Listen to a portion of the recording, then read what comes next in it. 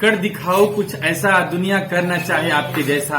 मैं मनीष कुमार पांडे, आज मैं आप सभी को अपने चैनल के माध्यम से कहानी बताने जा रहा हूँ। कहानी का नाम है 99 का चक्कर।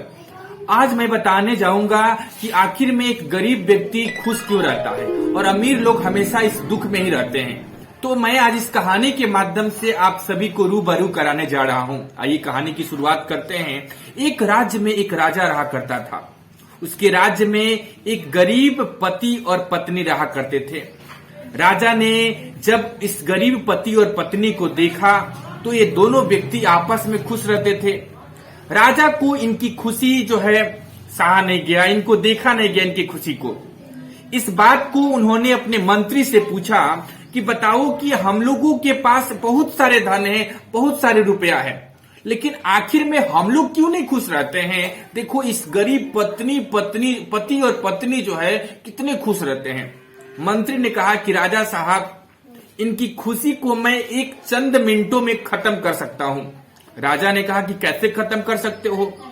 उन्होंने कहा कि आप मुझे 99 रुपया दीजिए। राजा ने खुशी पूर्वक कहा कि चलो 99 रुपया की तो बात है, मैं 99 रुपया दे देता हूं।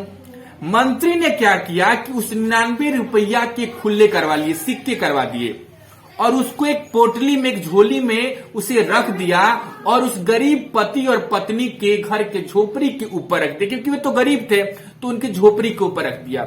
लेकिन भाग्य की बात थी कि वह गरीब पति और पत्नी जो है उस समय अपने झोपड़ी में नहीं थे।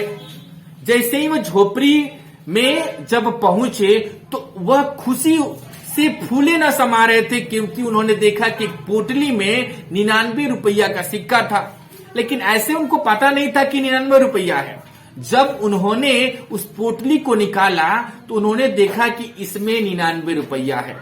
उन्होंने एक एक करके कई बार काउंट किया, 99 रुपया ही था। लेकिन इनके मन में सवाल होने लगा कि आखिर में इस पोटली में 100 रुपया क्यों नहीं है, और उसे बार बार गिनने लगे। इसके लिए उन्होंने क्या कर दिया कि 1 रुपया पूरा करने के लिए उन्होंने एक टाइम का खाना बंद कर दिया कि चलो भाई अब तो 100 रुपया हो जाए। लेकिन वह 100 रुपया हो नहीं रहा था और उसी 1 रुपया के चक्कर में जो है वे खाना खाना छोड़ दिए। जब राजा ने देखा तो उन्होंने कहा कि आखिर में अब इनकी खुशी क्यों चली गई है। उन्होंने मंत्री से पूछा तो मंत्री ने सारा राज उनको बता दिया। इट मीन्स एक कहानी से हमें एक खास संदेश मिलती है कि जीवन में हम लोग रुपया कमाने के लिए हम लोग हमेशा उदास रहते हैं। हमारे कहने का मतलब है कि आप जितना कमाओ उसी में खुश रहो। कहा गया है ना कि साईं इतना दीजिए जामे कुटुंब समाए, मैं भी भूखा न रहूं साधु न भूखा जाए। अब भगवान से ये कहो कि भगवान हमें इतना धन दो कि हम जिससे कि अपना घर का खर्चा चला सके और साथ में मेरे घर पे आए हुए अतिथि का भी खर्चा चला सके। इसलिए मैं प्रार्थना करता हूं कि आप सभी लोगों से कि आप जीवन में खुशी रहें। पैसा आज रहता है, कल आपके पास से चला जाएगा, इसलिए पैसा के लिए आप उदास न रहें। इसलिए आप जीवन में कुछ ऐसा करें कि आपको लोग याद करें।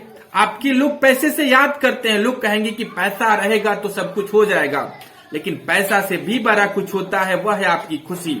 आपके परिवार में खुशी रहती है, क्योंकि एक परिवार जो है अंगूर के गुच्छे के समान होता है। जैसा कि मैंने एक व्यक्ति से पूछा कि आप कहाँ गए थे, तो उन्होंने कहा मैं बाजार गया था। मैंने पूछा कि आपने बाजार से क्या लिया है, तो उन्होंने किया कि मैंने अंगूर लिया है। तो हमने पूछा कि आप अंगूर कितने केजी लिए, तो उन्होंने कहा कि मैंने 1 केजी लिया। तो कितने रुपया का, तो हमने बोला कि उन्होंने कहा कि मेरी बाजार में जब मैं गया तो वहां पे 2 तरह के अंगूर रखे थे, एक तरफ 40 रुपया केजी और एक तरफ 80 रुपया केजी। मैंने कहा कि इन दोनों में अंतर क्या था। उन्होंने कहा कि इस दोनों में अंतर यही था कि यह जो अंगूर के गुच्छे थे कुछ वह मतलब अलग अलग थे और एक थे जो गुच्छे में थे। तो जिस गुच्छे का केजी था वजन, जिस गुच्छे का दाम था वो 80 रुपया केजी था, और जो अंगूर अलग अलग हो गया था उसका 40 रुपया हो गया था। तो हमने कहा कि सेम उसी तरह हमारे भी परिवार में है। अगर हम परिवार एक गुच्छे के समान है, अगर गुच्छे में रहते हैं तो उसकी कीमत बढ़ जाती है, और अगर अंगूर बिखरा रहता है तो उस अंगूर की जो कीमत होती है वह कम हो जाती है। इसलिए परिवार में एकता बना के रखें और खुशी पूर्वक रहें। इससे ही आपकी जीवन और आगे बढ़ेगी और आप सदैव आगे बढ़ेंगे।